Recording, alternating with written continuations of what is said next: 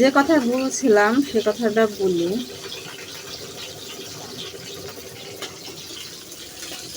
যে যেখানে সম্মান নেয়, যেখানে দাম নেয়, সেখানে না থাকাই ভালো। একটা বাড়িতে একটা কুকুর যদি থাকে, একটা কাজের মানুষ যদি থাকে, তো আমরা দিন শেষে রাইতে বলি যে এই কুকুরটা না খাই আছে, সেটি ভাত কুকুরটার সামনে দিয়ে খা। আসলে কি আর বলবো, ভাষা নেই। আসলে সম্মান চাইলে তো পাওয়া যায় না। আর আমরা মনে হয় সম্মান নেওয়ার যোগ্যতা মানুষও না, মনে হয়।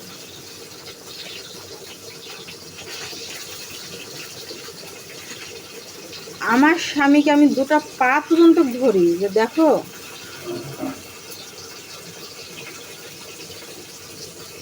তোমার 2 সন্তান আছে, তোমার বউ আছে, তোমার বউ তোমাকে ডিভোর্স দিচ্ছে, তার সাথে তারপর আমাকে বিয়ে করেছো। তোমার যদি থাকতে মনে না চায়, আমার কাছে থাকবা না। তোমার থাকতে মনে না চাইলে বলবো আমাকে যে পিঞ্জিরা, এতদিন তোর সাথে আমি থাকলাম, এখন আর আমি থাকবো না, আমার যা কিছু আছে তুই আমাকে ফেরত দে, আমি চলে যাব। খুদার কসম, আল্লাহর কসম, আমার বাপ মাকেও আমি বলবো না।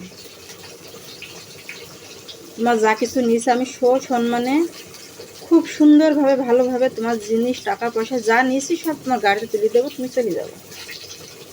এইভাবে আমাকে কষ্ট দেবো না, এইভাবে আমার সংসার অশান্তি করো না, এইভাবে আমাকে রাখো না। তুমি আমাকে বলো যে তোর ভালো লাগলে আমার কাছে থাকো, না হলে থাকো না।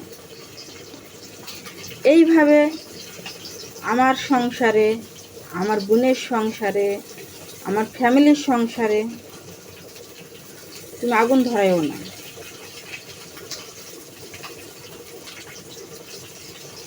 এইখানে আসার পরে তুমি কি বলতে পারবা যে তোর ছেলের জন্য আমি 10 টাকা খরচ করেছি, কি 10 টাকা পিঞ্জিরার জন্য চাইছে, কি পিঞ্জিরার ছেলের জন্য 10 টাকা আমি চাইছি? চাইনি। তোমার কাছ থেকে 10 টাকা আমি চাইনি। তো আমি বেশি কথা নাই বললাম। তোমার ভালো লাগলে এখানে থাকো, না হলে থাকো না। তুমি আমাকে সসম্মানে বলো, আমি তো আমার ব্যবস্থা আমি করে দেবো। আসসালামু আলাইকুম।